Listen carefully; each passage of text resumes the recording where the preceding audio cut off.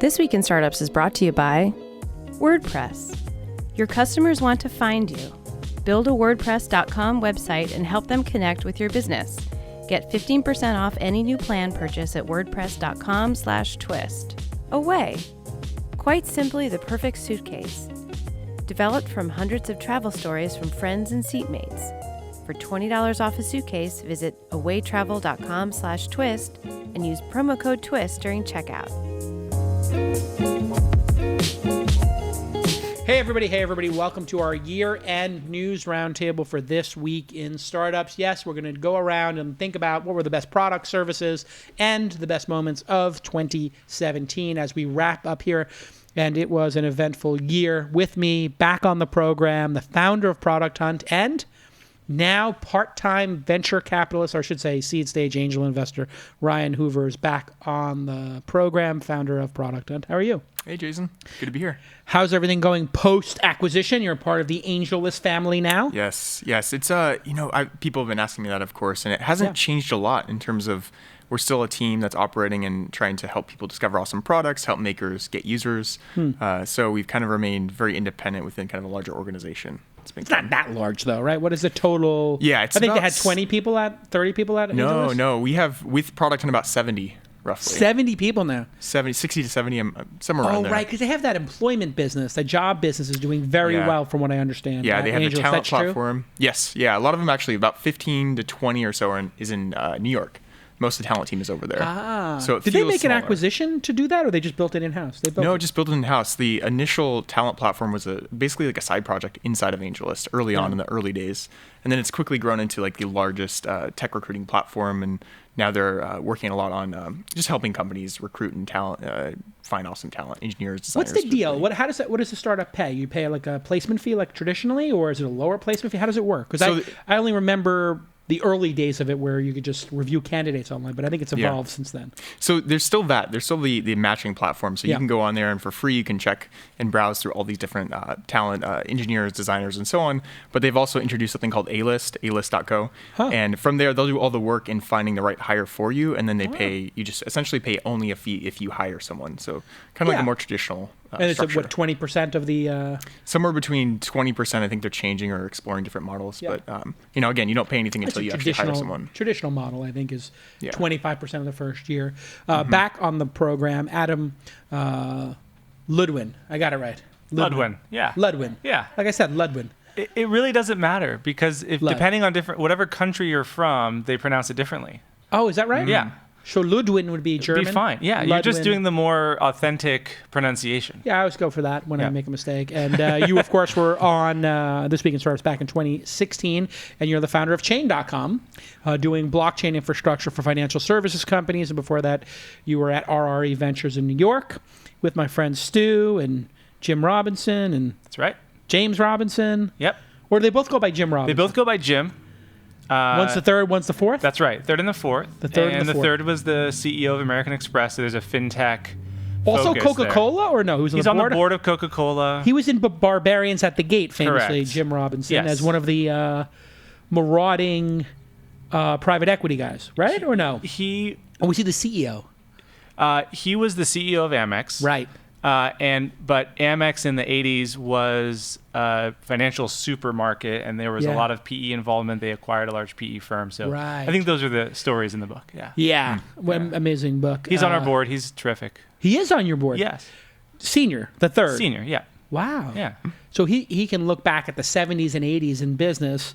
Does he ever bring something up like, well, Shell Oil in the 70s had a similar situation. And we got out the telefax and he actually brings. Does he talk like that? No, I do my old-timey voice. My standard old-timey voice. Yeah. Back when he ran the firm in the 20s. I mean, talk about historical knowledge. I mean, this person does. was a CEO in the 70s and 80s, I believe. And combined with Keith Raboy, who's on our board, you have the sort of Silicon Valley fintech that Keith brings, right, with Square and Stripe and PayPal, of course, where he PayPal Mafia. And then you've got Jim, who's the New York titan of industry, financial services. It's a very interesting combination. And for us, it's a useful combination to have. And then it's like you try to order lunch for these guys, and you bring in lunch, and one guy's like, "Hey, can I get a hamburger?" And the other guy's like, "Hey, can I get a macrobiotic like Wonder Burger?" You'd be surprised which you're referring group to there. Yeah, it could be one person, it could be paleo. We hire through A-List, by the way. Yeah. We have hired people through A-List. Nice. So, excellent. Awesome. Yeah. We did not plan this. All right, there you go. All right, so let's get right to it. Net neutrality has been yanked. The FCC voted this month to eliminate the open internet order, a.k.a. net neutrality. And this is something where a lot of people seem to think, well, maybe we should open it up and have less regulation. Why would the internet industry and people who are open to different possibilities, let's say, and less socialist structures and libertarian in nature, why are they so socialist and wanting government regulation when it comes to net neutrality? Who wants to take this?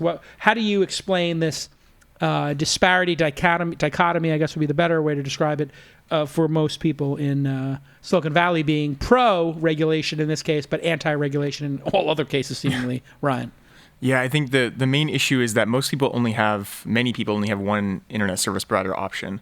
And so when that becomes true and you only have one option that is potentially prohibiting your access to certain content or slowing it down, that's a huge issue, as the internet is super important for, socioeconomic activity, to be able to learn, communicate, and so on. I mean, I see the internet as almost, if you compare it to how you and I talk in person in real life, like the internet is becoming so foundational to how we communicate in our culture, right, that anything that could prohibit how we talk to one another in real life. Imagine if I couldn't talk to you in real life for some government regulation. Or if when you did, it was slowed. Yeah. Or you dropped out every other word. Yeah, it's a weird comparison to make, but I think that's how important the internet is. It's an interesting comparison. I mean, there are people who have said internet access is a fundamental human right at this point in time, which some people might find as a cavalier or insensitive thing to say when people are being tortured in gulags in North Korea or, other human rights abuses around the world.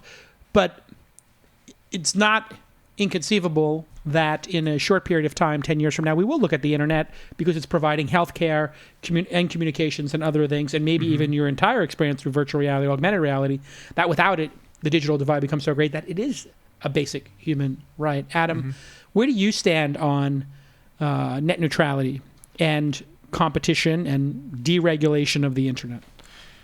So I feel like the internet became what it is today because of net neutrality, which was more of a norm than a enshrined regulatory doctrine.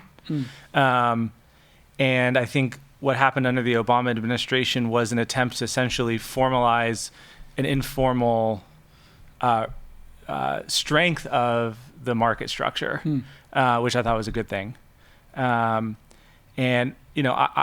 I think having the internet act like a utility, that's essentially the ISPs being dumb pipes, is a net benefit for the markets to sort of say, look, Comcast isn't going to ping you and say, hey, look, I see you're interested in Netflix, that's another $10 a month. But if you don't want to pay that, here's our awesome Comcast version of Netflix. Yeah, for free. For free. Bundled. Now, what that made me think of when I was sort of thinking about net neutrality was every time I get on an airplane and I'm confronted with the go in-flight Wi-Fi. Yeah. The best. Which I think it's deprecated over the years. It's gotten worse for some reason. I don't understand why. The nightmare scenario for net neutrality, which I don't think is going to happen, but the nightmare scenario is everywhere you use the internet, it's like go. Yeah. Where it's like, oh, you want messaging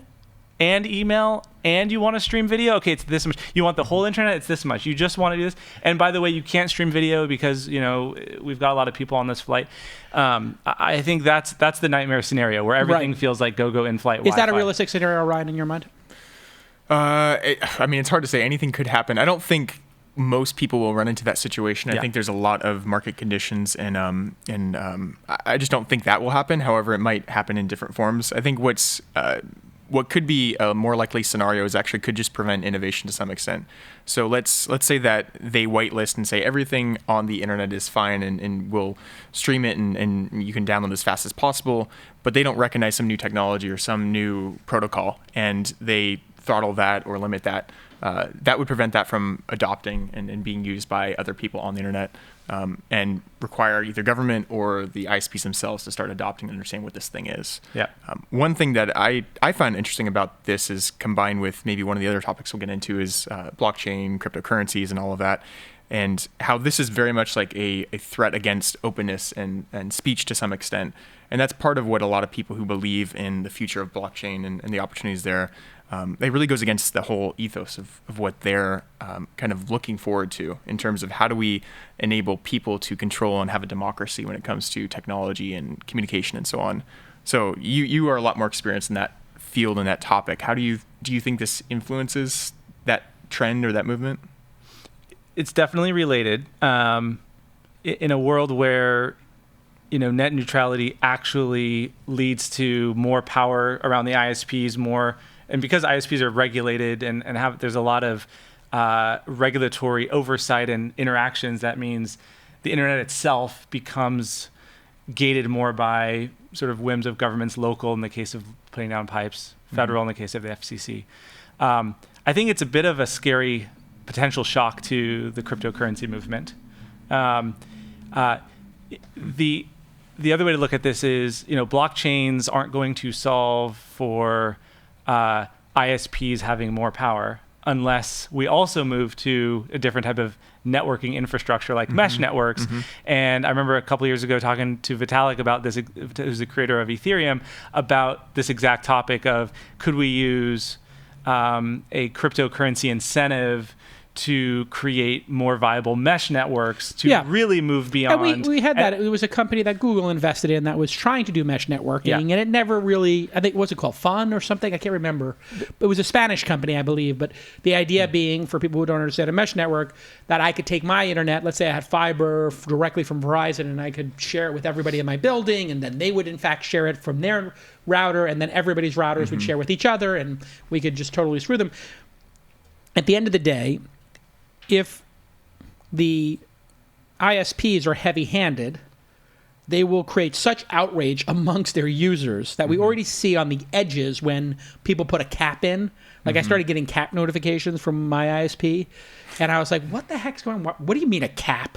You're going to charge me $5 for every whatever? And I was like, why is this happening? I was like, oh, I have so many drop cams on high uploading.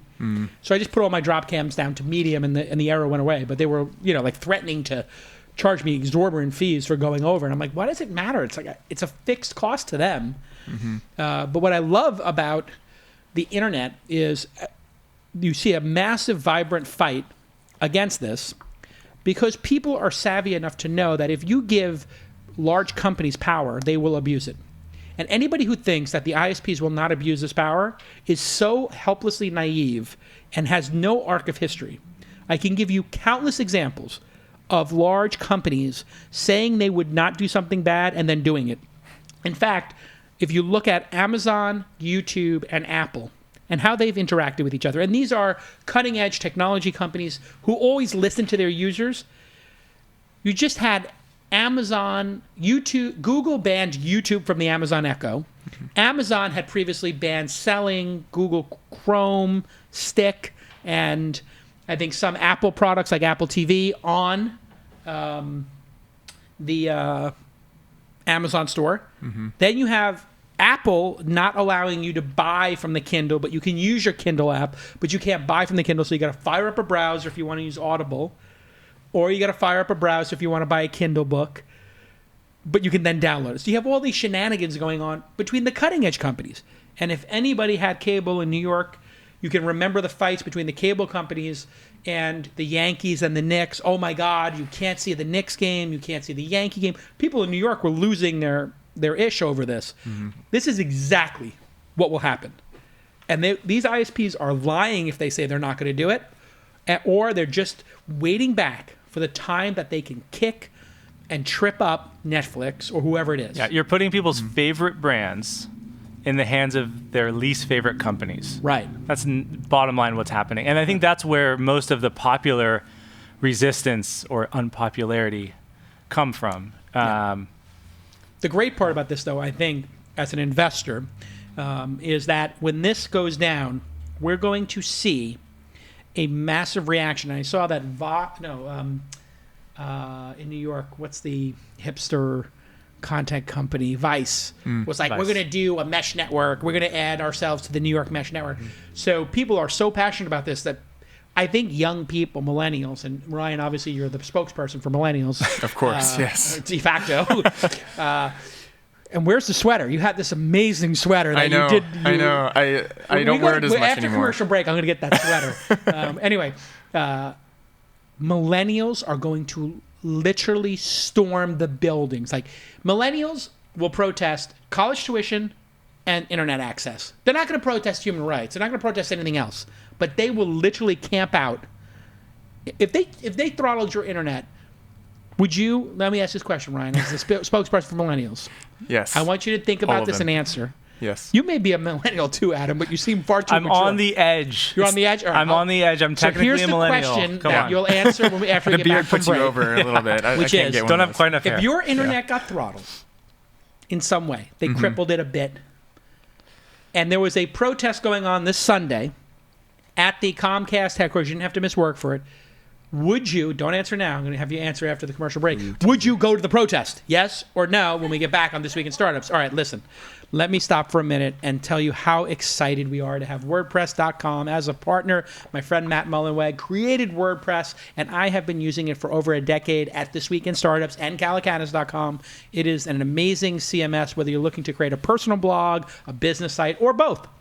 Your business needs are online, and you know that. You need to have a WordPress.com website. You don't need experience to set up that website. No, WordPress will guide you through the entire process from start to finish.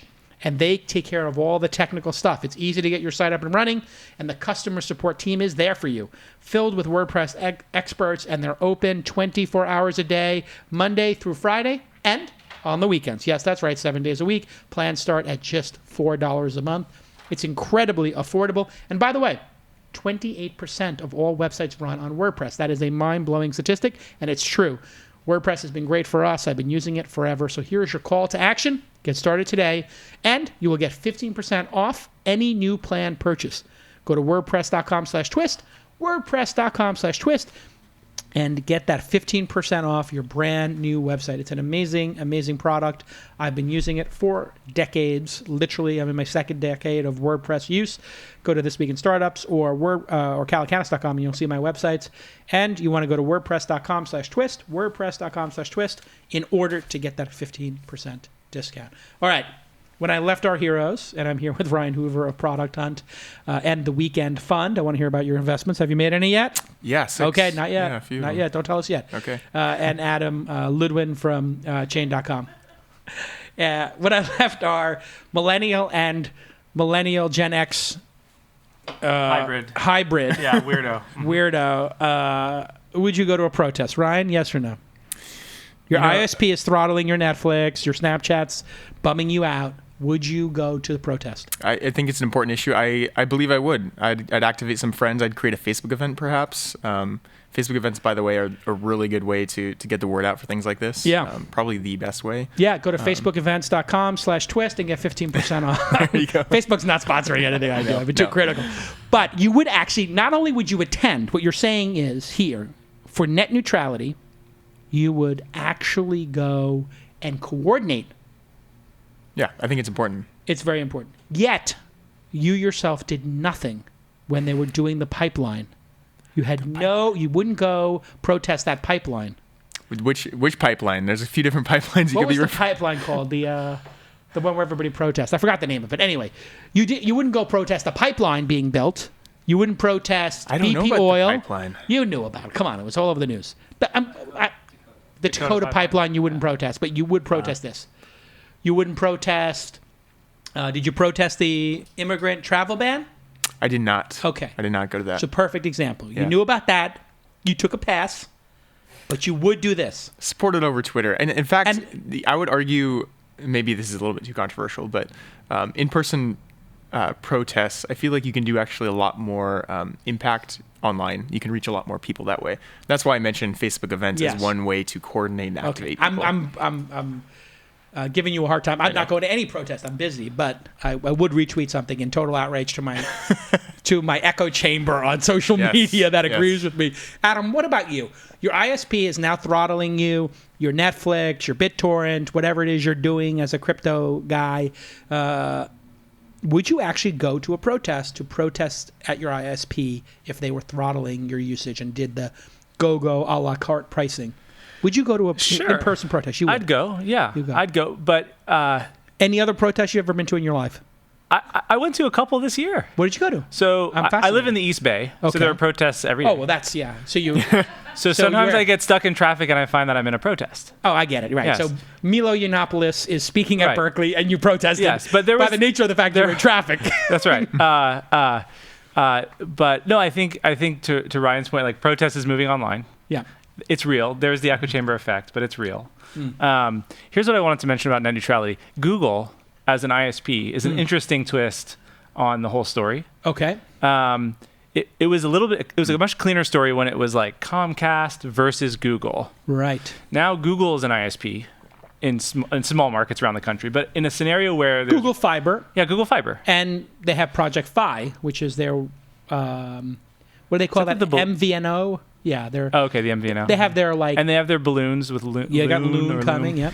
So I think that's good. I think the real counter to the net neutrality problem, if it becomes one, is probably not going to be just protest, but it's going to be, back to Ryan's original point, getting competition where there is none. Mm-hmm. And content companies that have ISPs, I think, are the best weapon against ultimately. I think it's a very astute point, Adam, because I think the reason Google did fiber was because other companies wouldn't. Yeah. And they wanted to have the secret weapon, which was like, we have a nuclear bomb too, or 2 or 3 nuclear bombs. If you guys get cute and you throttle YouTube, we'll take these tens of billions of dollars we have sitting here, and we'll just start plowing it into your best markets where you're the most profitable, and we'll erode the profitability in your market. And that's gangster. Yeah, the market power of the big content players, the Googles, the Netflix, the Facebooks, is a real counterweight to the ISPs. I think, again, to Ryan's point earlier, it's the innovation from, this is This Week in Startups, it says on the cup. So next week in Startups is going to be tough if the ISPs keep the new companies from emerging. They would have done that to YouTube, clearly. I mean, they were suing YouTube out of existence. Yeah. So the idea that they would not have tried to stop YouTube or Netflix, they've been trying to stop those companies. Media, we're beyond that point with media. The question is, are we beyond that point with, say, cryptocurrency? Are we beyond that point with whatever's next to sort of threaten incumbencies in markets? And that's... I think cryptocurrency is moments away from being banned in major markets. Do you agree? Banned, how so? Yeah. I think we'll see regulation that throttles this down to a level that makes it... I don't want to say... I think we're going to see a throttling of cryptocurrency because of the ICOs specifically. It feels like the ICOs, will segue into this, are so... such a scam on such a level we've never seen before that it's going to create a response from regulators, and we see South Korea already doing self-regulation. I read that the people doing ICOs are self-regulating there, but in addition, the government's coming in, and you see our SEC here in America, our regulatory group, putting out warnings about it and taking action and doing investigations. These are going to lead to a environment where you're going to have to register, and I believe they're going to start taxing it. And if they taxed if they taxed Bitcoin purchases and Bitcoin sales, and they made you file them, I mean, obviously we know there's a blockchain, but if they said, hey, on your taxes, you already have to. It's supposed to be. Well, as a capital gain. That's capital gain. But imagine if you needed another level of it, which is you had to file if you wanted to buy crypto or if you wanted to hold crypto. Yeah. So there'll be, just like you might with stocks, you have to file additional paperwork or maybe start an LLC. It could be very easily done. If you could say, if you want to have crypto assets, you want to hold them, you have to have it incorporated or something. Individuals can't own them. I'm not saying that's going to happen, but there would be all kinds of regulatory frameworks because of the growing concern amongst regulators and government officials that this could blow up and there'll be a lot of people hurt by it. Do you believe that this is a reasonable concern for the SEC to have, Adam, and the South Korean government? Yes, I think it's reasonable for a regulatory body with oversight over securities to be looking at a lot of these ICOs and asking, are these things securities? Because they really look and smell like investment vehicles when you look at their marketing, as opposed for a lot of them, to utility tokens. as opposed to the utility idea of they're just giving you access. Explain to a non-technical person the difference between a utility token and a security. So the idea In this of context. a utility token starts with Bitcoin, which is if I want to send you Bitcoin, it actually costs me Bitcoin to do that. In order to use the Bitcoin network, I have to spend a little bit of Bitcoin, just like putting a postage stamp on an envelope. Okay. I've got to fix that as a fee. Ditto for Ethereum. If I want to run computation on Ethereum, which is the stated purpose of the Ethereum network, to have a decentralized compute platform, I have to use Ether, the crypto asset of Ethereum, as the fee that is sent to whichever computers are actually processing and validating my code, and down the line. So that was kind of the original insight of, okay, maybe the way to think about a cryptocurrency is it's actually just an access token, a way to access this decentralized service and fund and help run it. So that is a useful framework for projects that want to ensure that the token they're selling isn't viewed as a security. And why don't they want it to be viewed as a security? Because of the regulatory risk that if it's viewed as a security, that there are rules, pre-existing rules about issuing securities that would tamp down significantly on the amount of money that could get raised. Accredited investors versus non-accredited investors, filings, et cetera. That's right. You remember was it the Jobs Act where it sort of had all sort of maximum $1 million, et cetera. Yep. And people have a period to review the documents. They have the ability to get their money back. There's a whole framework for non-accredited investors participating, which sites like Seed Invest, Republic, and others are doing. Now, the reason most cryptocurrency projects say, hey, this is not a security, in addition to the access token idea, is it's when you buy a cryptocurrency, it's not an ownership stake the way a security is an ownership stake in a company, nor is it debt the way I promise to pay back on a certain schedule. And that, of course, is one of the great appeals of companies to issue these tokens. You don't have to pay the money back, and it's non-dilutive. It's free money. It's free money.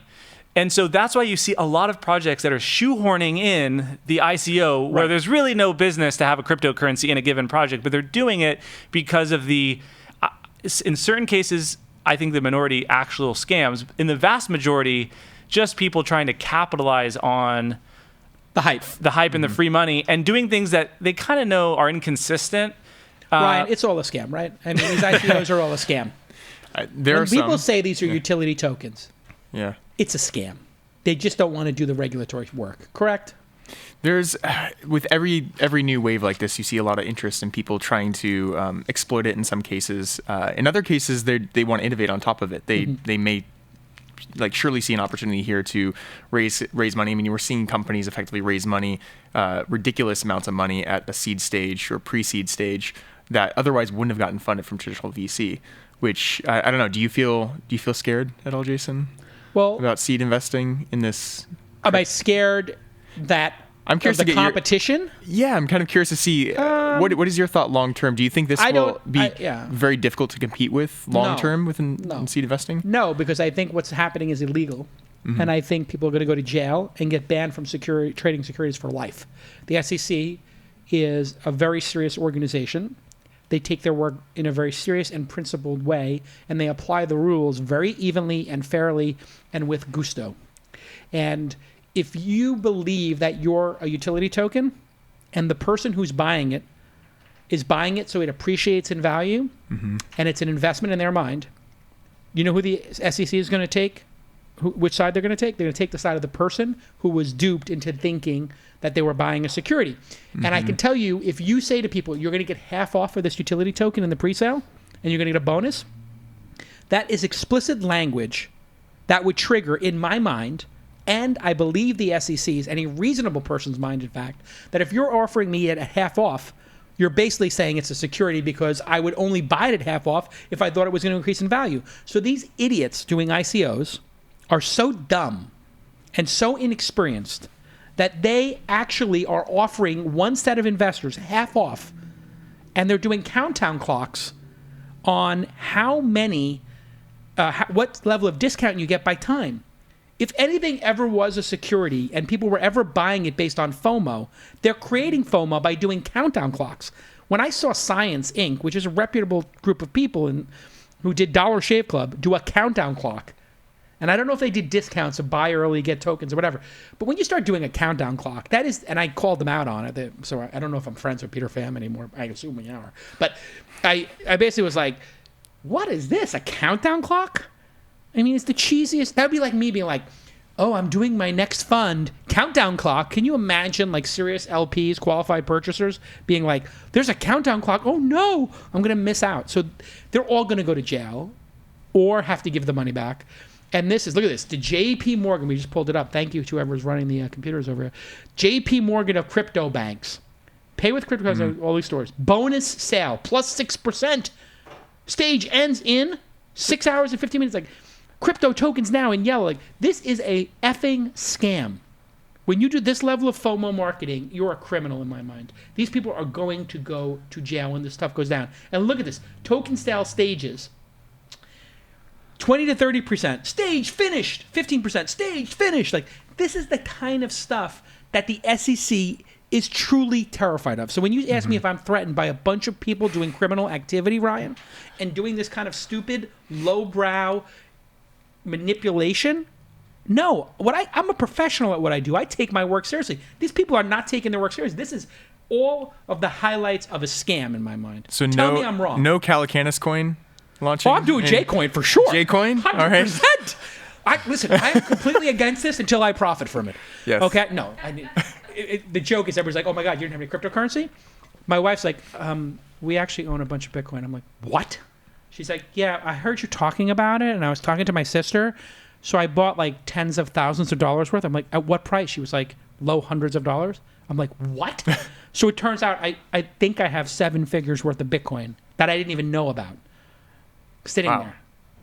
Because my wife is smarter than me. It's a good problem. Obviously. So now we have an angel investor and a crypto investor. But I think this is all a scam. Adam, tell me if I'm wrong in my belief. In your mind, you're in the crypto space. You took the best part of the cryptocurrency revolution, which is the blockchain, and you're applying it to real businesses. And we get emails every day from people asking us, when's the chain ICO? So the demand is so pervasive that even though we've never done one, we're not going to do one. I'm happy to say on the record we won't. Yeah. We still there's such a huge amount of demand. And why? Because people... What's the honest reason of why? The honest reason is that people heard about Bitcoin a few years ago. They took Warren Buffett's advice and kind of didn't invest because they didn't understand it. And that's, most people didn't understand it, and that's, so they passed. And then they found out that friends of theirs, like you, accidentally stumbled into millions of dollars. And then they heard about Ethereum. Or maybe $1 million, I don't know. Right? They heard about Ethereum and they said, wow, Ethereum's even more complicated. I didn't understand Bitcoin, I passed. I really don't understand Ethereum, so I'm definitely passing on that. And then what happens? It goes up 400x. So now there's this sort of inverse rule of thumb, which is, I don't understand it. If I don't understand it, and it looks like some very esoteric computer science thing is going to break open some new market, I'm all in, and that's dangerous. And so what's unfortunate is there is something fundamental and important and emergent about a crypto asset that enables a decentralized service. That's important. So much so that you've made it your life's work at this point. It's important. Yeah. And it's a real new wave of computer science, and it's a real new wave of impact in financial services. But, it's now been infected by criminals. It's been infected by what every capital market phenomenon has the potential to be infected by, which is greed. Mania. And it's a mass psychology. Look at this. Here we go. Floyd Mayweather. Champion predictions. I'm going to make a shit ton of money on August 26th. I'm going to make all this money with stocks.com ICO. So he's going out there with I don't know how much money on the table there. That looks like 10K each stack. I think those are 10K stacks, not that I would know, but that looks like about $250,000 on the table. And then you have Paris Hilton stumping for Jabarish. What's it, G-Man? The guy who was the guy from Radium 1 who beat up 2 different women and is going to jail, apparently. He's doing one with, he was doing an ICO with Paris Hilton. I mean, this is the worst. Look, just do what Satoshi did. No ICO. No ICO. Just instantiate the network, start mining it. Start mining it, and you're done. Give it away, drop it to people. You don't have. This is the thing. You actually don't have to pre-sell tokens to instantiate a new cryptocurrency. That's rule number 1. Rule number 2 is don't create a cryptocurrency unless you are using it to create a decentralized piece of software. Bitcoin is a decentralized payment network. Ethereum is a decentralized computing platform. Filecoin, which was created through CoinList, is a decentralized file storage system. I'm not going to say whether those are good or bad ideas. I think in general they're pretty good ideas, but they all at least are internally consistent where you actually need a crypto asset to have those services Yeah, no, I get work. it in the case of like... But don't shoehorn. That's the problem. Yeah. People are shoehorning and people are piling in. And the real risk to, Bitcoin is that the ICOs bring down Bitcoin, not long term, but in the short term, in the regulators' mind, because they're not going to try to parse through that, and that's a risk. It's going to be the poison. Okay, when we get back from this quick break, we're going to talk about our top products of the year, top tech products of the year, and it's interesting. We have a 3-way tie. We all agreed on the number 1 product. Okay, let me take a moment to tell everybody about Ask. Yes, thousands of people were asked by the Away team how they pack, why they travel, what bugs them most about luggage. So they designed a bag that solved old problems like sticky wheels and new ones like dead cell phones. They use very high quality materials at a much lower price compared to other brands by cutting out the middleman and selling directly to you. I have an Away bag and I love it. And it makes the perfect gift with its lifetime guarantee and a 100-day trial. You know when you get that lifetime guarantee in the 100-day trial that they stand behind their product, and there's a perfect size and a color for everyone on your list. Or grab an Away gift card if you can't make up your mind as to which size to get your loved one, and it comes in 5 different amazing sizes. There's the carry-on, the bigger carry-on, which I have, the medium, the large, and the kids carry-on for the smaller travelers amongst us. Key design features include it's made with premium German polycarbonate, which is unrivaled in strength and impact resistant and very lightweight. This thing can get beat up and it's not too heavy. And it has a patent pending compression system for overpackers like my wife when we're constantly in that battle of, do you have room in your bag? Do you have room in your bag? 4 360-degree spinner wheels, which guarantee a smooth ride. I love that feature. TSA-approved combination lock built in. And I love that they have a washable laundry bag to keep your dirty clothes in. So when I get home, I just take that dirty clothes bag and toss it. But probably my favorite feature is that it comes with a built-in battery that can charge your phone 5 times. They ship and you just plug it in, right? You plug it in with a USB and you can charge your tablet or your e-reader or your laptop, whatever you got. Free shipping on any order in the lower 48 states. And it's compliant with all the U.S. airlines and while maximizing the amount you can pack. Here's your call to action. For $20 off a suitcase, I want you to visit awaytravel.com/twist, awaytravel.com/twist, and use the promo code TWIST during checkout to get $20 off their already super affordable suitcases. They do a great job, and I love, love, love my Away bag. 5 different amazing sizes and a variety of colors. Go to awaytravel.com/twist. Use that promo code TWIST, TWIST, on checkout. All right. What did you think of my answer, Ryan? I saw you looking at me, and I got the sense that you're like, Jason's an old fuddy-duddy, and he doesn't get ICOs. Am I an old fuddy-duddy who doesn't get ICOs? We're going to see, and we're already starting to see some more regulation coming down. And I think it was it last week or the week before Coinbase was required or requested to report. I think it was, you may know, 20,000 people who have $20,000 or more. Yeah, to the IRS. IRS. Yeah, there was a 3-year period. Coinbase. If you transacted more than $20,000 in a given transaction, not cumulatively. Okay, so sort of like the $10,000 rule when you use. depositing or withdrawing, I think, or they withdraw $10,000 in a bank, they report it to the government, I believe. Knows? No, I think that's the actual number. Okay. I think it's the number. That's why some people are like withdrawing $8,000 or something. Yeah. I don't know. But anyway, anybody on Coinbase who did $20,000 in a single transaction, buy, sell, transfer. The IRS wants to know. Yep.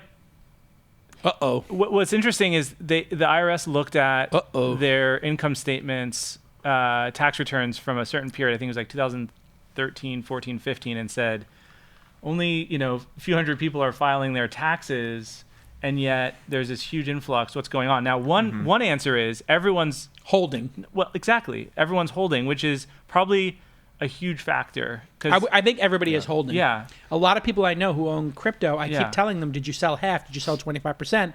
Because you're up 1,000x. Just take some money off the table. And they're like, nope, I'm holding forever. And I just put my hands on my head and I'm like, you know what that's called, right? It's stupidity. No, it's called FOCO, fear of cashing out. Okay. Let me explain it's the something. New FOMO. Let me, While you hold. FOCO. I learned something new. Let me explain to somebody the opposite of hodl, FOCO. Right, hodl. Yeah. Is it the hodl opposite? or hodl? What's the other one? Hotto? Hodl? HODL. It's a typo from Reddit or something, and now it's the new. Hodl. It's the rallying cry to not sell. Hold. Hodl. Yep. Yeah. It's like how the one is at the end of the exclamation I marks. understand. Yeah. I understand. So here's the thing. The people who are saying hold are clearing their positions like nobody's business. Because I've had people tell me they're crypto billionaires, crypto centimillionaires. So I'm like, if you're a crypto centimillionaire and you literally have $10,000 in your bank account and then you've got $100 million in crypto, you're an idiot. At least sell 25 or 50% of it so that you can actually be a real millionaire in the real world. And what difference does it make? Because the difference between being not a millionaire and potentially a billionaire, but having this like little waypoint in the middle where you get $10 million, it's a big effing difference. Trust me, I've been there. You want to get that waypoint where you can take the edge off. There is no logic if you're up 1,000x to not take a little bit off the table. You'd have to be a complete and utter moron or completely naive. I'm not talking to you. Here's the problem. Ryan, how much do you own in crypto? How much you own? Not as much as I wish I had. I wish I would have done what your wife did, unfortunately. All right, listen. The point is, Ryan's looking at me like, oh my God, it's like talking to my dad. I feel like sometimes when I talk to you, Ryan, like I'm talking to the son I never had. So my dad's been texting me since, I don't know, middle this year. And he's like, hey, Ryan, can you help me buy some Bitcoin? I keep hearing about it on the news. Yeah. Can you help me? And at the time, I was like, just wait, let's hold off. This is back when it was maybe 5,000 or 6,000. I'm like, there'll be a dip. We'll buy in when there's a dip or something. Buy on the dip. And of course, there has to be a reckoning, right? I mean, what is your thought? There's going to be a reckoning, right? I think there has been every other time. I think there's just as good of a prediction. I'm curious more on Adam's perception here is there's just as good of a chance of it dropping significantly next month as there is it to rise just to much, double to 10x. It's really hard to predict right now. I think we'll see actually increase. If I was to place a bet, I would say that we're going to see an increase through Q1 of 2018. But I'm not sure after that. Adam, what do you think? Is this thing going to come crashing down at some point, like we saw previously? I mean, it went up to like 1,200, back down to 150. Will we see another, let's call it above 50% correction in the history of Bitcoin, or no? Yes. And with the caveat that no one actually knows, but I've now lived through 3 of these at different orders of magnitude. They actually all feel about the same. In other words, I cannot believe it's up 50, 100x. And when it's up that high, it actually feels like the most likely thing is for it to keep going. But, the taller the structure, the stronger the foundation has to be. And right now, it feels like the foundation, while strong, is... It's hard to imagine. There's a cognitive dissonance in the marketplace. On the one hand, people are investing at these prices. Yep. And believe it's going to keep going. That's truth A. And that's inexperienced people. It's everyone, largely. Actually. It's everyone. And truth B is very few people are actually using any of these cryptocurrency networks for anything in their daily life. And all speculation. I tweeted the most controversial thing. I didn't think it was going to be controversial. The most controversial thing I ever tweeted was on Saturday night. I observed that in 1997, everyone had heard of the internet. Many people were investing in internet stocks, but also everyone was using the internet. Yeah. in 2017, everyone's heard of Bitcoin. Many people are investing in Bitcoin. No one's using Bitcoin. I saw this tweet; it was trending. You got a lot of retweets on that one. Here's the reaction I expected, which I got. Blasphemy. Was, well, first of all, it was like there's a lot of like support, but then a lot of criticism. And the criticism, which I actually think is totally fair, was no, Adam, you don't get it. Investing in Bitcoin is using Bitcoin. The primary killer app value prop is as a store of value.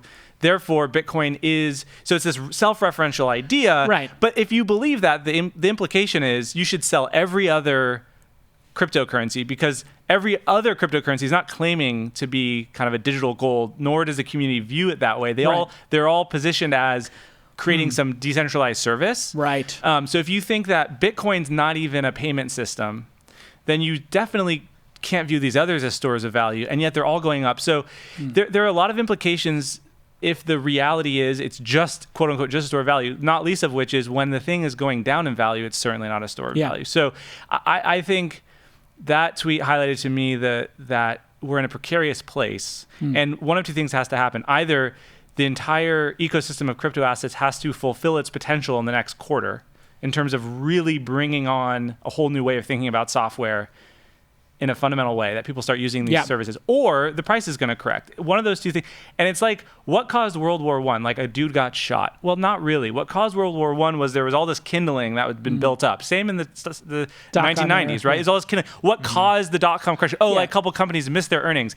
Not really. Like people, there was this cognitive dissonance. Everyone knew it wasn't right, and they were just like, still participating. Suspending disbelief. Right. And we're in that place right now with crypto. And so what's going to cause a correction is impossible to know. But I think we're now 6 months into like a period of like, man, the general feeling is not sustainable. It's important, but not sustainable. So some shock, which we'll look back and be like, oh, it was that thing. But there have been like 50 things that could have shocked the market and didn't yet. So it'll just be some arbitrary thing, and it might be the next Paris Hilton ICO. It might be a regulatory action. It might somebody be China. Going to jail. Might be someone going to jail. It could be the fact that when it does dip, Coinbase is not able to sell. People don't understand that just because it's cryptocurrency doesn't mean you can sell quickly. In fact, Bitcoin is kind of slow in terms of processing transactions when compared to PayPal or Venmo. So people have this expectation that, oh, it's crypto, it's instant. So I want to sell, I sell, it's gone, just like PayPal. Yeah, no. Or just like Venmo, or just like Bank of America. Like I do a deposit into Bank of America, I take out my phone, by the time I've deposited my check into Bank of America, I've got the notification on my phone. Whereas with crypto, it's like by the time I try to log into Coinbase during a moment, it's like I have to try 50 times. Coinbase is an app. When you log into Coinbase is amazing, by the way. The company is amazing. The product's amazing. But the reality is, and you're right, people don't appreciate this. When you log into Coinbase and you see your balance of Bitcoin, you're not looking at the Bitcoin blockchain. You're looking at an internal system of record, a database row. And when you log into Coinbase, you're not hitting the blockchain. Well, and also how many can sell at a time? If everybody wanted to sell at the same time, what would happen in Bitcoin? Because my understanding is that they can only process so many transactions every 10 minutes. Again, if you're seven transactions a second, right, which is not, Visa for nothing. Comparison does 60,000 on Christmas. We'll do 60,000 in a week on Christmas per second. So you will have a digital equivalent of a bank run where people are literally getting jammed in the doors and trampled. And so that is the risk of, an exacerbation on the downside, the same way that like leverage did.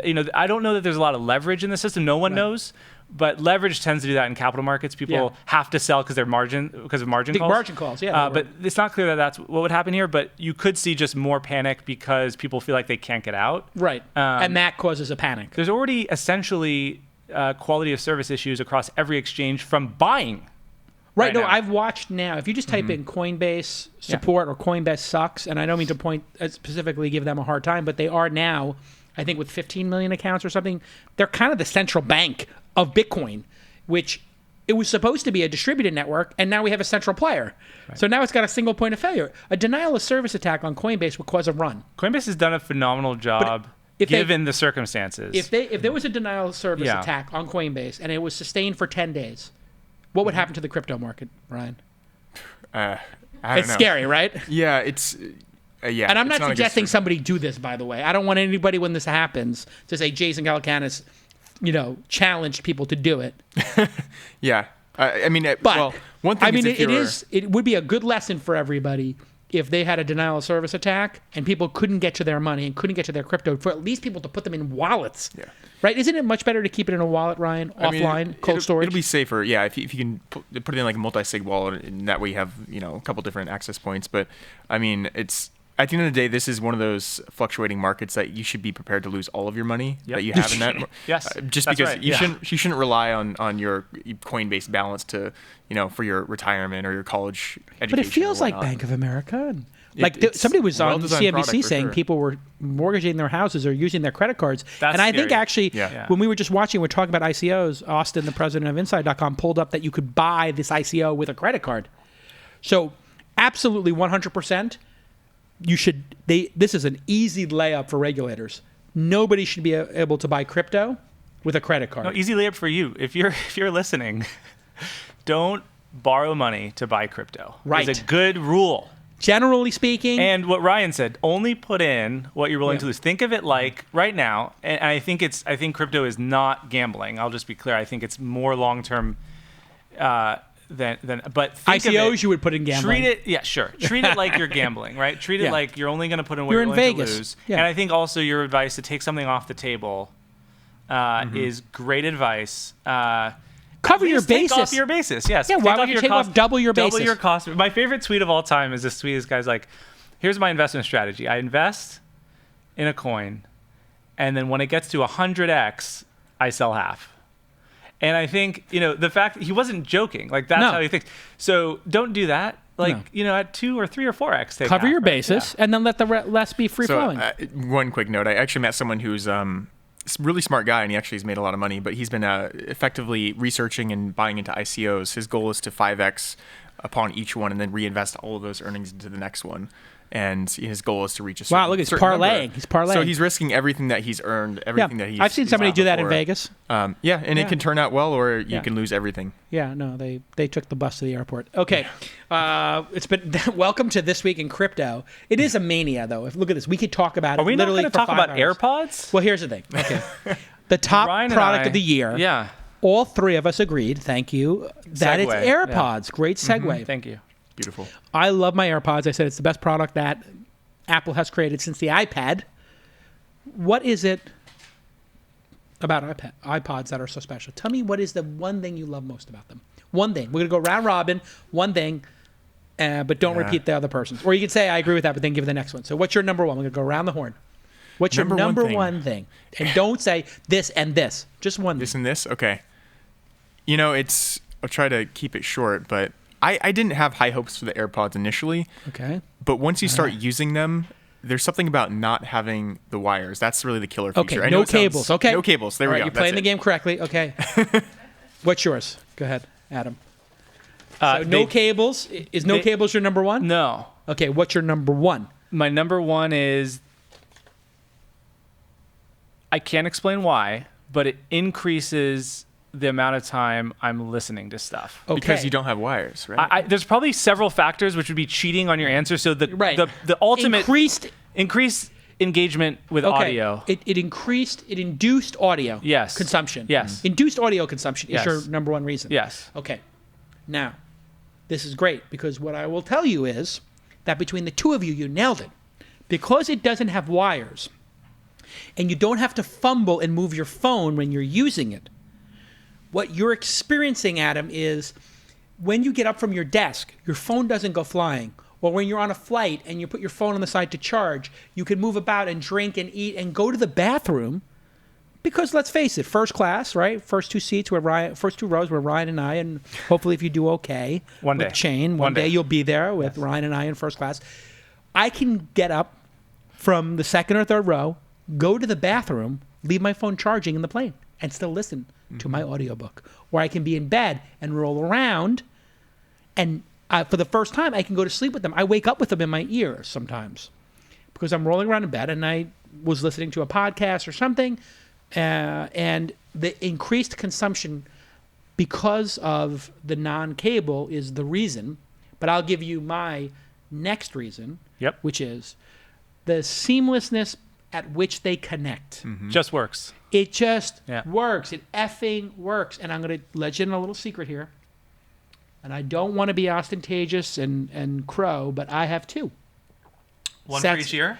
No, 2 sets of AirPods. Wow. Because I'm so addicted to them that if I misplace one, I need to have the other. And if the batteries die, I just switch from one to the other. And I'm telling you, I know it's grotesque, and people are going to think I'm an animal and a classist, but I have to have 2 of them. And when they come out with the wireless charging ones, I will unnecessarily upgrade to the Qi charging. But it's the connection. So between no cables connection, the reason you consume more, Adam, is because there's no connect. It connects flawlessly, and there's no cables. Yeah. We nailed it. Yeah. Which is a boon for podcasts like yours. Absolutely, and audiobooks. Yep. And Sirius the future, XM and the everything. future of voice computing. I mean, Siri right now is pretty awful, and especially when you use it. Actually, when I bought AirPods, I thought, oh wow, I'm going to talk to Siri all the time now. She's terrible. No, it's just not. It's not good. It's too She's slow. terrible. It's I hate inaccurate. her. I mean, I wouldn't say I'd hate Siri. I just feel like she's uncooperative and difficult now that I have Alexa in my life. Yeah. You know, like when you have a bad girlfriend and you try to make it work over and over and over again, and then you have like your next your wife. your next spouse or whatever, boy, girl, whatever. I'll keep it yeah. Anyway, you then go on to another partner. The partner is the right word to use. And that partner is easy breezy and everything. You're like, oh my God.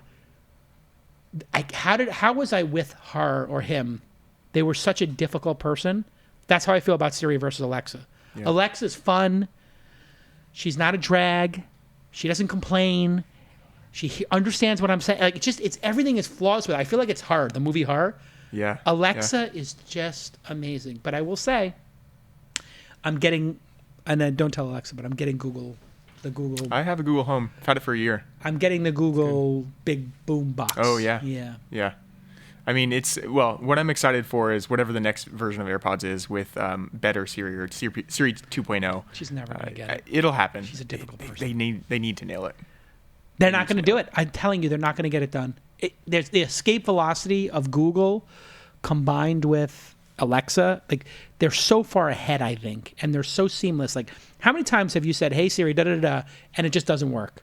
And then you would say, Alexa, play Elephant by Jason Isbell, and it just bang. Now, hold on. In Siri's defense, I bet you ask Siri much harder questions than you ask Alexa. Nope. Is that true? No. Really? No. And if you I ask Siri really hard questions because of my phone. So I'm looking at my iPhone. I'm like, this is the most powerful It never piece of works. technology in human history in my hand. I'm going to ask it something that's on my phone, which is, I feel like a harder question to answer than play the Beatles, which is what I say 99% of the time to Alexa, or what's the weather. I bet if you controlled for question, I bet there's not as big of a disparity as the one you experience because you have a different set of questions for no, Siri. I don't think that's it. I'm defending Siri. There's also you know what? You're Tim dating. Cook, call listen, me. You're in a relationship with Siri, and I understand you're defending I love yourself. Alexa. I love Alexa. I have 3 different. Are you in a different rooms. polygamous relationship with When Alexa? it comes to AI, yes. What is Google Home? Does it have a name? What do you call it? I know you say that- OK Google, right? Okay. Yeah. Google. Except Okay, here's Google. here's the pro tip because OK is 2 syllables. You can say Hey Google. Save Hey a syllable. Oh, that's good to know. Yeah. Yeah. Hey Google. Yeah. It's much better. Much faster. I hate that. Give it a name. Can you name it? No, you can't. I want to name mine Panda. Panda. I just want to say Panda because you never say Panda in real life.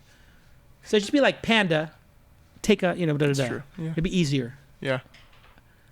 Anyway, the amount of time it takes Siri to just transcribe something is just so obnoxious. Like How much Have of you it is ever the asked network Alexa to speed, though? transcribe something? This is a great example. no, I do. Alexa's not on my phone. But See, that's the what point I'm is, but no, I'm just saying, just understanding your question. Yeah. You're like, hey Siri, and like yeah. it's like you get that rainbow thing. Is it the connection though? How much of it is the connection? Because it's going itself? up to the server. Right. a Whereas Wi-Fi Alexa versus is in your LTE. it's in your home. It's probably in a wired. Or I don't think it's that. Not a I wired, think but it a does it. faster I think it's connection. one does the processing in the cloud and one does it on the machine and then sends it up to the cloud. But Google just seems faster. Everything seems faster. Okay, let's go to our number 2s 'Kay. on the products of the year. We'll go a little lightning round here as we wrap up with our 2 spectacular guests. What was your number 2, Adam? What's your number 2? It's related. It's Okay. It's the Daily Podcast Yes, by the it's New York great. Times. What's I know great it's about a bit. Okay, the Daily is the same quality as This American Life, which is a Right. weekly, but They copied every it. single day, 20 minutes, and they nail the balance between the topical thing and the thing that's just on the periphery of what you might have picked up in the news the day before. Right. But Michael Barbaro is after you, of course, Jason. Yeah. The best person in podcasts right now. It's just a delight every morning to have my AirPods, my daily, and then today was my great. order ahead Starbucks. Those three pieces of technology get my is sort of in the first 30 minutes of every day. If you take those away, I'm going to be lost for It the day. is a daily habit. I'm not daily with the daily yet. Okay. I kind of binge it, but what I like about it is they only try to do one thing. Just one topic, Yep. go deep, and I can bail on it if I want to, but it's over before it starts because it's only 20 minutes. And like today they did the aliens, the Yes. Defense Department alien stuff, and that's fascinating. Yep. And they had Steve Bannon on, which I thought was fantastic because for the New York Times to have a discussion with Steve Bannon was like, okay, this is kind of interesting. So I love the daily as well. I think it's a good choice. Who's your number 2? Right. So I'm bringing this up because I actually have not used it because I just don't have a need for it right now. But Descript, Andrew Mason's new company, which I know you had him on the show. He was just on the last 2 or 3 weeks episode. ago. Yeah. I find it we're sort of in this realm of audio and voice. It seems like to be the Yep. trend so far. Descript essentially is a word processor for audio. Incredible. So it takes, let's say, this podcast, and it will transcribe the audio so you can read and see exactly what I'm saying. And clip it and edit Take it. words out. And the reason why I mention this is because we're kind of moving now towards a future of more voice-based computing and audio-based computing with Alexa and Google Home and hopefully better Siri in the future. And we'll see, I believe, more and more products like this to help people build audio-based experiences. Yeah, I love it. It's incredible. We've been using it here in the beta for a couple of months, and I think it's transformative. Okay, back to you, Adam. Nintendo Switch. Oh, you got the Zelda bug, right? You doing the Zelda on that? Right now I'm on Mario Odyssey, and I'm also so that's what I'm playing like on the And airplane. just to be clear, you're Yeah. a 32-year-old man? I am 36. You're 36. I have a son. I have You're a 36-year-old a CEO startup, and a and startup. I'm playing Nintendo board members earmuffs. Are you okay? But are you playing it like on your TV, or are you doing it with the little screen that's built in? So here's what's brilliant. I am on long flights. I'm playing it as a mobile device, like a Game Boy style. Yeah. I'm saying Game Boy because I'm old. And then when I'm home, so this weekend we had a dinner party. We had like 20 people over. I plop it into my TV in the living room. Okay. And we play essentially this like Wii Sports game with audio where you have to hit the ball on the beat of the song, and it's awesome and people love it. And they nailed sort of that casual gamer. I don't play games on my iPhone. I don't have an Xbox. I don't have a PlayStation. And it's again Nintendo. It's interesting you say this because people are going crazy for this. It's and great. Inside did their year roundup, and Yeah. 2 people were playing Zelda at the time, and they're grown men. Yep. And I'll tell you something. I like to play tower defense games because they clear my mind. So I play tower defense and all these other games on my iPad. And when I'm on a flight, because now I'm internet famous, I'm an author, notable author, and I get recognized. And now I'm feeling very self-conscious as being a 47-year-old man playing a tower defense game for 3 hours on a flight, but I need to do that sometimes. How would you feel holding a Nintendo? That's the thing. I just don't know if I could be seen in public playing that. Somebody can take a picture of me and be like, look, Jason Calacanis didn't have time to reply back to me, but he's playing Zelda for 3 hours on a flight. Let me tell you the dorkiest story of all time. I'm sitting in a very nice hotel in New York last week. A friend of mine comes over, we're sitting in the lobby, and we take the Nintendo Switch and we pop out the controllers. So we go 2-player, and we put the screen on the cocktail table, and we play Mario Kart in this very nice New York boutique hotel, and we're getting all sorts of looks. But you know what? I didn't care. Jealousy. I think because we were having a really good time. For sure, jelly. Yeah. Is this thing sold out? The Nintendo Switch? Is it sold out? It's not sold out, but they're they're right at that edge of being able to fulfill demand right now. They're crushing it. All right, there you go. All right, now we go back to you, Ryan. So who's number 3 for you? HQ. HQ is really interesting. It's This is the app yes game show. So for those that don't know, so one thing I'll caveat or rather preface this with, I see hundreds of products every single week actually, and Because you created Product Hunt. it's my job to look at products. And how many of those products? Let me ask you a side question. Yeah. Sorry to interrupt. If there's a top 100 every day, you probably get hundreds of submissions a day. Well, let's say there's 50 good ones, right? What? 2 questions. One, where does the drop-off happen? After the 10th, 20th, or 30th, do things become like, on a daily basis? I'm curious. Like, things are really good until number what? typically on average, and how many of them do you actually engage with the product per day? 2 questions. Yeah, so it's on an average day. Yeah, on an average two day. averages. So the reality is a lot of them are not built for me, so it's hard for me to actually truly judge them. I kind of reserve judgment. However, maybe let's say there are 100 products posted per day, let's say, and maybe 20 of them seem really polished, really solid experiences, like well fleshed out. Which is 600 a month, and that's significant. It's 7,000 a year of what you would, as the founder of Product Hunt, say are quality products, polished. Yeah, wow. I think so. Yeah, there's impossible for one human to get through. No, yeah, it's how many do you sample a day? 5? 10? Actually less. 3? You can actually get you can kind of get a sense of what the product's like a lot by looking through the website and watching videos and whatnot. I just don't have time, unfortunately. All right. But HQ is interesting. It feels fresh. So the reason why I mentioned I look at all these products is I look at so many of them, and while I'm very much an optimist and pro, entrepreneurship makers and whatnot, most of them feel very iterative and not very innovative or fresh. And HQ feels different. Part of it is because it's basically a game show. It's an app that's a game show that happens once or twice a day. Is it twice a day now? I think it's 12 and 7 or something. 12 and 6. But here it is playing, and 12 and 6. In any case, it comes on, and you're part of the game show. So you answer questions, and if you get to the end, you get some cash And this prize. is the guy who's becoming famous for being the host of it. He's an open mic comedian guy. I don't know this guy's name. Scott. But now they're upset at Scott now, from what I understand, because Scott started doing press. So they were upset that he was becoming famous. There was a Sweet Greens thing. I don't know. I'm not sure if it was. I don't know if it's real or just. So anyway, he's on a green screen and he yells and dances and does questions, and then you answer. He does a great job. And when you win a share of $1,000. It's gone up to 10,000. I think is the highest spot that they've done, and now they've reached. And there's a sponsor every time, or no? No, most of the times they don't. But they've gotten up to 600,000 people concurrently playing this game before. How do they do that on a technical basis? I wonder what they're using. I mean, they've been having some issues with scalability. So good problems to have. They're going to make it membership. So like basically, in order to play, you're going to have a membership, I bet. So they build up demand. There'll be one free game a day, but then there'll be 3 others that you have to be a $5 a month member.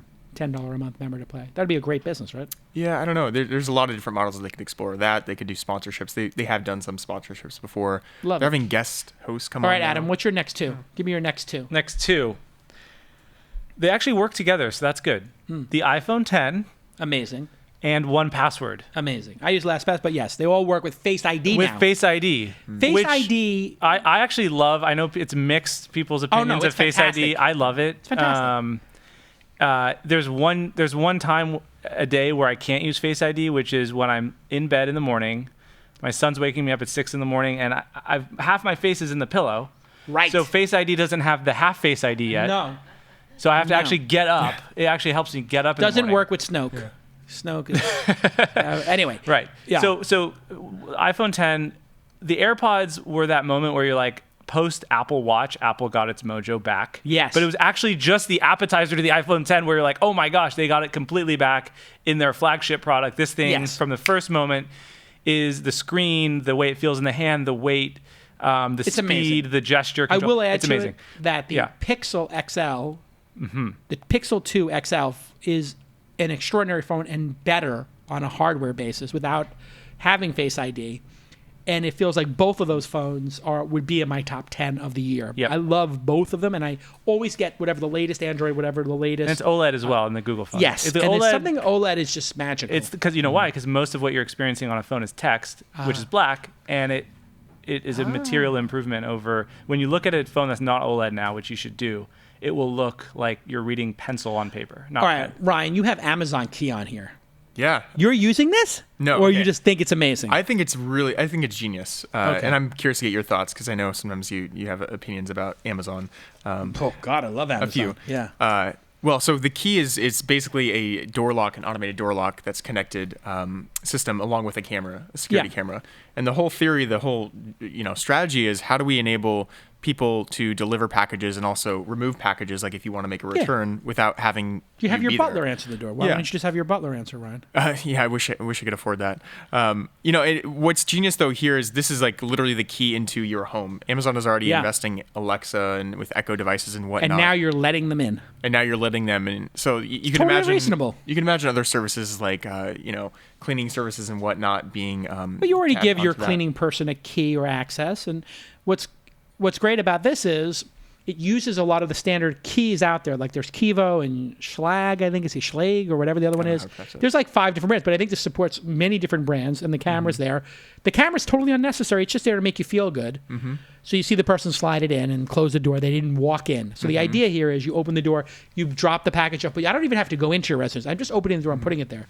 And I do think this will increase consumption for them. And it's a no-brainer because what is a greater risk?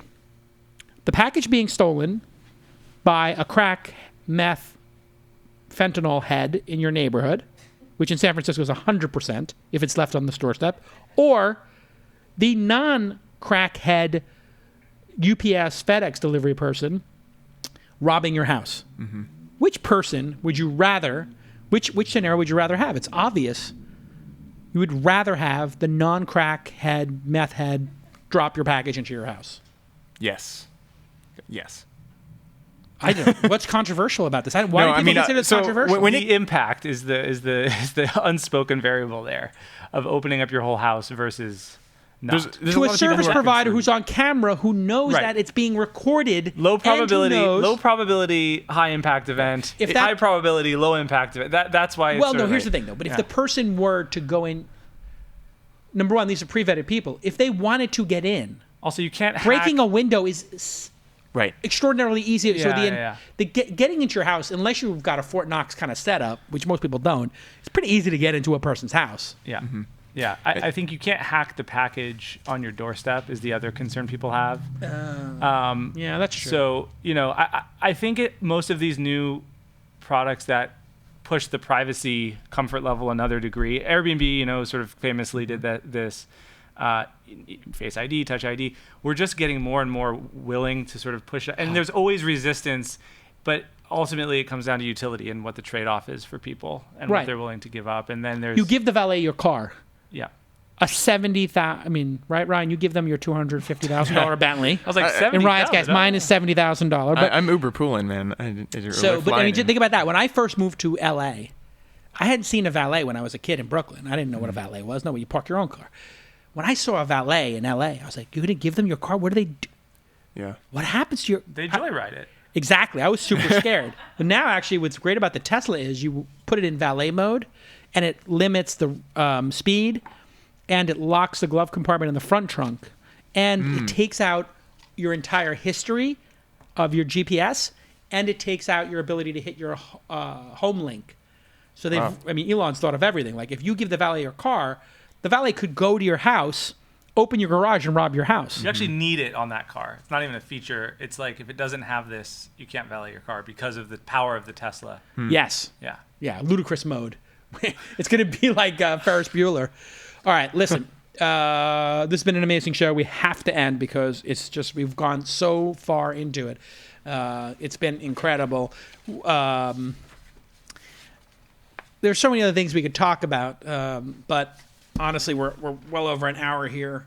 Let's do our just quick prediction for 2018. What will the story, and I'll give you a second to think about this, what will the story of 2018 be in your mind? If we look at tech? Story in tech. Okay. Tech related. What will the story of 2018 be? What will the big story be? Do, do, do, do, do, do, do. I hope I don't have to pay a fee for humming the Jeopardy tune. Do, do, do, do. It's not the Jeopardy tune. It's a song that's meant to sound like the Jeopardy tune. Do, do, do, do, do, do, do, dum, dum, dum. Ryan, what will the story of 2018 be? So I'm not going to talk about... I think it's obvious that there'll be more and more things on crypto and blockchain related things. So I'm not going to talk about that. Maybe Adam will.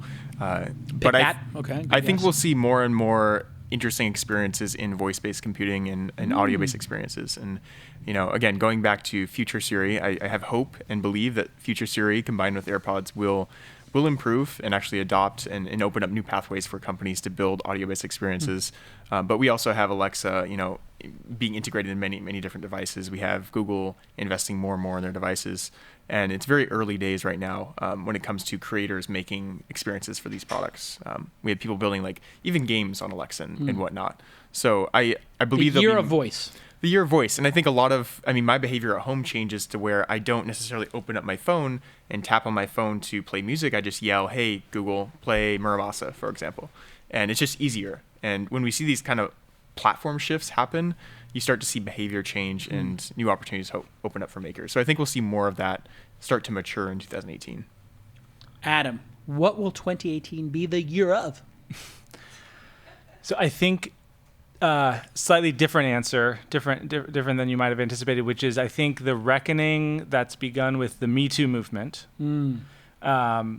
is going to continue to unfold and grow next year. Grow. And not just with respect to sexual harassment and in particular the equality of women in the workplace, but more broadly, I think just the interplay of tech and society is going to continue to dominate the minds of technology founders, leaders, managers, because I think so as tech anyone, responsibility is a way to say it, maybe? Yes, and here's why. As anyone who's running a technology company in Silicon Valley could tell you, yes, there's a lot in the press. Yes, there's a lot in the media. Yes, there's a lot of pressure from outside. The real forcing function, and I think this is a good thing, is actually coming from the employees, from the inside. Yes, they don't want to be involved in bad culture. Well, more than that, they want to be allies to underrepresented groups that can come into technology. And a lot of employees, and I think arguably some of the best quality talent, is now making that a bright line about where they're going to work. Right. And a lot of, I think, technology companies haven't really thought through the implications, of what is just getting underway now. And not to say nothing of the broader kind of geopolitical society. So I think we're so used to talking about products that we forget that the tech society interplay, now that Silicon Valley is the power center of the economy, is going to continue. It's going to be a years-long trend, and next year I think it's going to continue. Which, if you look at the, and that's good. By the way, I'm trying to figure out I forgot that kid at Google who wrote the manifesto. James Damore, yeah. James Damore. Yeah. Who I saw a couple of interviews with him. He's just a dopey, awkward kid who isn't obviously highly intelligent, but lacks any emotional intelligence to understand that the way he engaged his coworkers was so divisive and clueless that I don't want to say if he deserves to be fired or not, but it does show that there is a contingent of people who are literally just clueless as to, whatever research says about the size of different genders' brains or the historical context of different regions of the world and what IQs came out of different parts of the world. None of that matters in a work context where everybody should be treated equally and in a society where everybody should have a fair shot. Yet he wants to bring up all of the research as to who's better at physics, math, whatever. Who cares? All of that doesn't matter. What matters is the opportunity and that everybody gets a fair shot. But this idiot is so clueless. I mean, and he's obviously brilliant at the same time, right? So he's got some level of intelligence. I think he's a PhD student. But that manifesto, I thought, was the ultimate representation of exactly this movement you're talking about, which is the people at Google were like, oh, hell no. This is not going to stand here. And I know people will say oh, freedom of speech and whatever. But if you're going to bring up something like that, it's fine to have a discussion with people. Did you read this book or not? But to write a manifesto and to put it out into the internet as a challenge to the entire company, that the company is suppressing the logic that is so clear that women are just not good at coding and we shouldn't force them to be. I mean, I just thought that was a level that to me was a seminal moment in the history of Silicon Valley and gender differences. Yeah, I mean, he certainly might have been intelligent, but his prejudice clearly masked his intelligence and created some real blind spots for him. And I think what was more telling... But you think he's actually prejudiced? Oh, yeah, absolutely. It's interesting. Absolutely. I don't know what makes you think he's prejudiced as opposed to just clueless and socially inept? Because if you make a biological argument about who can be good at a certain job, right? And in his kind of opening salvos, he talks about not only men and women but also different races. Yeah. But then kind of leaves the racial thing behind. But the implication is he also then believes different races. I gotcha. So he's got to do some internal. Here's the challenge. It wasn't just that he wrote that I think was such a eye-opening experience for everyone in Silicon Valley. It was the response to it, and it was the fact that it caught Google, which is a very progressive company, a lot of people think, and it is arguably very progressive. It caught Google completely off guard. Yes. There was no obviously we don't tolerate intolerance. The sort of paradox of tolerance, that you can tolerate lots of different people, but if you also tolerate intolerance, then you actually bring the whole thing down. Sure. That just wasn't a shared norm at Google. And so I think where freedom of speech and this individuality is. That's right. Typically in the tech industry, and people have conflated the freedom of speech with creating a disruptive work environment, which I think is the big sin here, which is like, again, you could probably find studies that say, my Irish origin, maybe we ate too many potatoes and the carbs made us not good at math. Who the hell knows? It doesn't matter at the end of the day, because we don't want to live in that world. We want to live in the world you're talking about. Everybody gets a fair shake. Yeah. Well, I mean, I'll mention one thing related to all this is that, we often talk about founders and people really empathizing with their customers and the people they're building for. And there's even a post, I think it was Dixon, that wrote about like founder market fit. And there's a lot of arguments to be made that you should be investing in people that are building products that truly understand the people they're building for. And so kind of to go along with what you're saying, I think a lot of people are increasingly realizing that there's this group, if you just look at the numbers, there's a lot of people that look like us who are getting money and starting companies and whatnot. And there's a lot of other people that from other underrepresented groups that are not. And therefore, those people are not able to build products, and they're most equipped to build products for this other giant population of the US and the world. And so I believe we'll see more VCs and investors, not only in those roles, but also white investors, for example, hopefully investing in those people, because even from a financial sense, they're like, this person understands this customer base and this market is huge. So if you look at it even just from a financial perspective, look at Katrina Lake, Stitch Fix, right? Stitch Fix IPO this year. Amazing example of this. Mm-hmm. Also, she intersected with the Me Too movement with Justin Kalbeck. Yep. So all of this is coming to a head. I think both the downside of being on the wrong side of history, but also the upside of being an investor in women, minorities who are going to open up new product categories that we might not have seen. Mm-hmm. I think that's huge. I agree. Yeah. I mean, in just Facebook, Instagram, a lot of these platforms, Twitter, a lot of the underrepresented groups, became the driving forces on these platforms. You look at like a Nicki Minaj or, on Instagram, like the number of followers she has, or Kim Kardashian, or just urban artists, etc. Like they drove a lot of the value in these platforms. And I remember meeting the number one Viner at one point.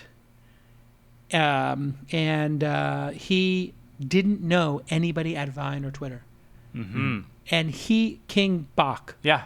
Batch. Yep. Bach. Yeah, I think King Bach. Yeah. And he was a really cool kid. He's he's done a bunch of television and super talented. And I met him at Art Basel at the Paper Magazine party when Kim Kardashian had done the Break the Internet thing. And we're at this party. He's like, "Oh, Jason Calganis." I was like, "Oh, King Batch."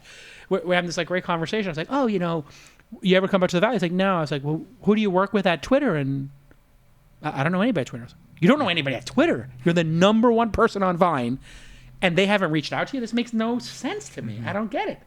Well, technology and culture continue to collide. I mean, HQ is an example of it's very much like a cultural movement. It's a TV show, wrapped in an app, and we'll see more and more of that. Yeah, I think I've had a hard time thinking about what 2018 will be the year of.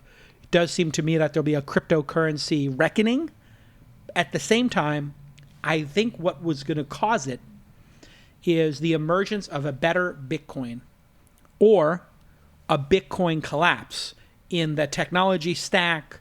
I don't think it's going to get hacked, but there could be some technology issues that make people say, this isn't the one. This is the one. So I don't know if it's Bitcoin to Ethereum or Bitcoin to the next thing, but I have to think the first platform that got started is not going to be the lasting one. My gut tells me, and I could be wrong here, that it's not going to be Gopher or FTP or whatever. It's going to be the web, right?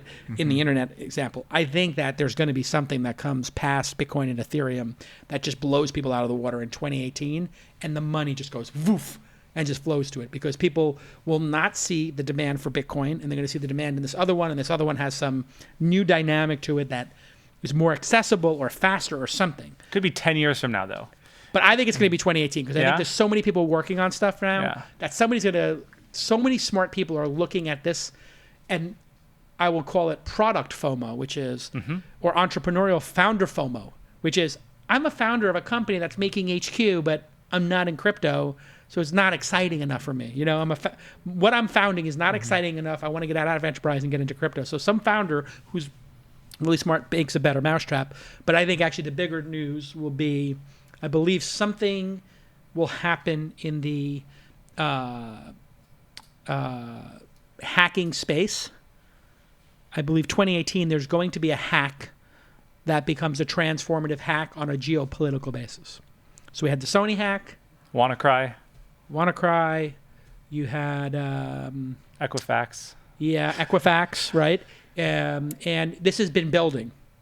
Ashley Madison hack. And then, of course, the Hillary's emails. As big as these are, I believe and the Yahoo hack that took $1 billion off. I think 2018, there's going to be a hack that forever changes society and the global perspective on hacking. A hack that shuts down a grid, that shuts down Bitcoin, that shuts down, or some sitting president is being urinated on by prostitutes. I don't know what that hack will be, but something like that is going to come out that just changes the perspective on hacking. And people take it seriously on a level that they previously hadn't. That's my prediction. 2018, year of the hack. Okay. This has been an amazing episode. Let's get some plugs in here. Importantly, if you are working in the financial services industry or you're a developer who wants to work at a super exciting company, go work for Adam. He's smart. Chain.com. I'm guessing first name at Chain.com would be you. Adam at Chain.com. And you're hiring. We are. So if you're brilliant and you've got like a PhD or a master's or you're self-taught, but you can code. Smart and get things done. If you're a GSD. That's right. Get sugar done. Yep. Get ish done. If you can get it done with Adam at Chain.com. That's the most pressing thing always, right? Thank you. Got plenty of funding, but you need to get these really talented people over there, and I think Chain.com is going to be a rocket ship, and it's just getting off the launch pad. You still have a chance to get on board. Of course, Ryan Hoover is with us, and he is now angel investing. Welcome to the club. Thanks for, you've done 6 deals, and you've invited me to participate in 0 of those rounds. Thanks, I appreciate it. Apparently, you have not read the book and are not paying attention. This is about sharing deal flow, okay? 2018, the year of sharing. Just all it takes is, hey, Jason, just a quick SMS, shoot me a little, slide into my DMs, checking out this company. I listen, it's like I'm looking over here at a Luke Skywalker, and I know that you're going to, wind up we were before the show started. I was asking, who is this? I don't know if the camera. Oh, can see. The camera can see that. So who is that? So that was done by one of our startups from the incubator. It's called Spray Printer, and what they do is they made a device that can make murals with spray cans, and they use 1/100th the amount of paint by doing a dot matrix printing type thing with a robot that will climb up a wall. So you can make one of those. Well, we can move the camera onto it if you want to use the robotic camera. So you can do this on buildings? They're doing it on the side of buildings. Cool. And so they can do murals for low thousands of dollars that would normally cost hundreds of thousands. So it's like one of these magnitude different things. Or there it goes. You can see it behind us there. And so that is Toshiro Mifune, who looks like he's holding a lightsaber, but in fact he's holding a sword. And it's probably from Seven Samurai or Yojimbo. And so everybody knows Kurosawa was the Japanese film director who did also film noir, but also samurais. Both types of film genres and some others, but those were his 2 main. And he was the reason why Darth Vader is wearing a samurai mask and was inspired was because of Akira Kurosawa's impact on George Lucas. And The droids, R2-D2 and C-3PO, are a copy of, in the Hidden Fortress, 2 people who are like guards at a palace, who are goofy guards like those droids. So you'll see many references to Kurosawa, and your homework for the weekend. You've never seen a Kurosawa film, have you? I've seen Seven Samurai? I have, yeah. Actually, Okay, great. I took a film in college, a class in college that Amazing. was all about Asian film. Great. Yeah. Adam? No film classes. So here's I'm going to give you each a little bit of homework. I want you to watch Yojimbo. Yo, Jimbo, I'm gonna write this down. And I want you to see High and Low. High and Low. Steven Spielberg optioned High and Low. It is one of the great noir. And Stray Dog would be my next great film noir. Most people don't like that one. Why aren't films on Product Hunt? Aren't films products? Yeah, they got rid of podcast too. They're getting focused. It Yeah. wasn't core to the mission. I think Naval had a sit, and he's like, "Let's get focused No on media. startups. Yeah. No. Keep it. So get the media out of there." I was enjoying the podcast section. I was getting a little traffic. And I ended up investing in a company, actually, a YC company, Breaker. Breaker, which yeah. is basically building what we would have built if we continued in the path towards podcasting, like a socially community. People like that Breaker, huh? Yeah. I'm on I like it. Overcast. I like You ever use Overcast? Yeah, I used to use Overcast. Yeah. What I like about Overcast is Overcast has this beautiful thing where you can boost the audio, you can take out the blank spaces, and you can speed up. All 3 of those things make it so, like, each podcast I'm doing custom settings for based on the speed at which the host talks. Now, what do you listen at? 2x? No, like 1.2 because I Okay. take out the blank words, and then sometimes that's even too fast. So, like with Bill Simmons or Sam Harris, you got different speeds for different people for the daily.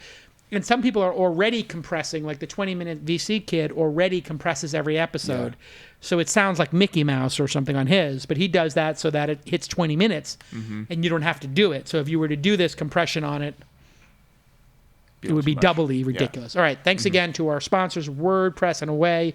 Make sure you go to awaytravel.com/twist and use the twist during checkout. And go ahead and go to wordpress.com/twist. Thank you, everybody. It's been a great year. Thank you, Emmy Award-winning producer Jackie. Jacob, welcome back. Austin on the video jockeying over there. Thank you, video DJ. VJ, thank you so much. You're like Adam Curry, VJing it out over there.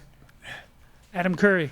You guys don't even know the Adam Curry reference. Nope. He was MTV was Millennials, remember. Okay, I'm MTV still was a millennial. cable channel.